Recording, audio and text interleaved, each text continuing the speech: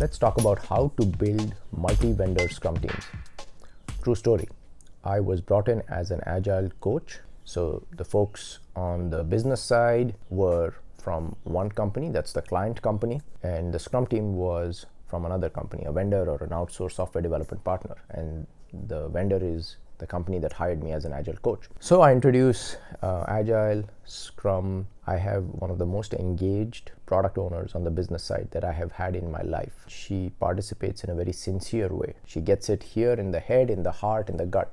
She's doing all the right things. As we take care of the basics of Agile, we were using a tool called Rally. Now it's called CA Agile Central. The client asked if we could use Rally as a single source of truth in terms of the work that needs to be done and to capture information about our backlog, about sprint planning, and then if we can start using information radiators like burn down charts.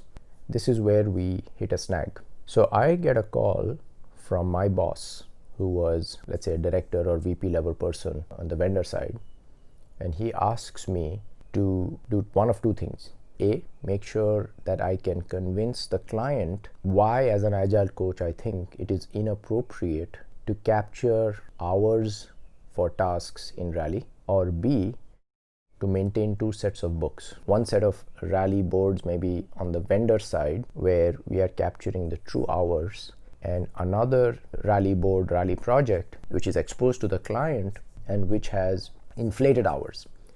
And I was very confused. It violated my ethics, the Scrum values, transparency, empiricism, the Scrum principle. I couldn't understand it. I said, why would I do that? This violates my ethics. I can't do that. He said, look, this is an elaborate game.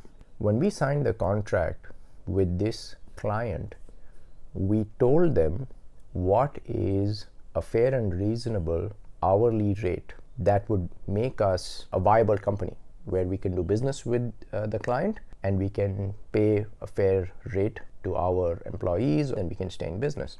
But the people in the procurement department of the client, they just won't listen to us. So they keep squeezing us like a turnip, and they keep negotiating the hours down to such a point that if we want to win the deal, there is no way we can do business at that hourly rate. So because this is a big client, we didn't want to lose the business.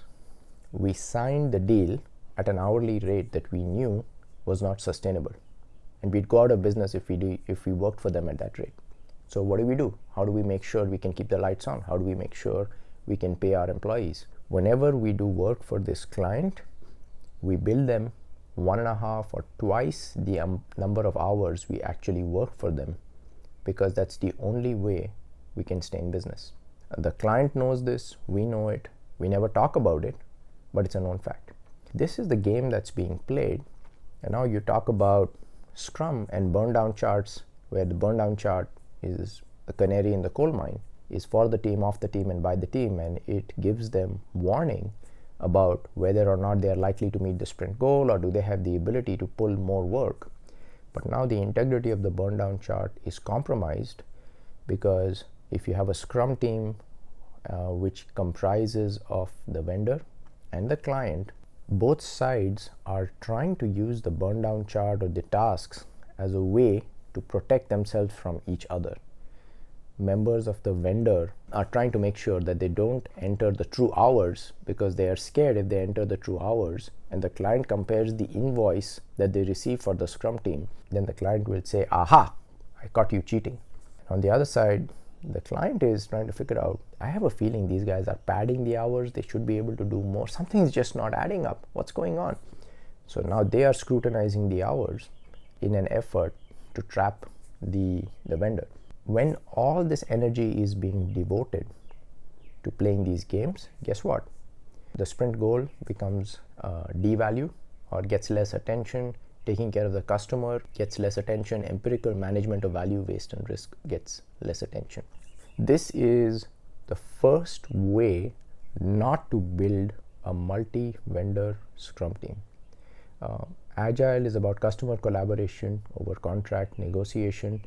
Agile and Scrum are about transparency, inspection, and adaptation. Scrum is about courage, focus, openness, respect, commitment. When you get into business, either as a vendor or as a client, with some partner that you fundamentally do not trust, Agile and Scrum is not going to work for you. It doesn't make you a bad person, it doesn't make you a bad company, it doesn't make Agile or Scrum bad. It's just that at that point in time, your business practices are incompatible with the core principles and values of Agile and Scrum. So what do? You have a choice to make. So you can either choose to adjust your business practices and start doing business with people that you can trust and find partners who have complementary strengths and shared values. Also, be a trustworthy partner. Stop screwing your vendor. Stop screwing your partners. Give them a fair market value. Allow them to thrive. What's choice number 2? If you find that this is too idealistic, if this is not the way we do things here, if this is unrealistic and impractical, that's okay. Don't use Agile and Scrum. It's clear that you don't understand the fundamental principles and values. Save everybody a lot of trouble. Use some other software delivery methodology or framework, right? Hope you found this useful. Thank you. Keep calm and Scrum on.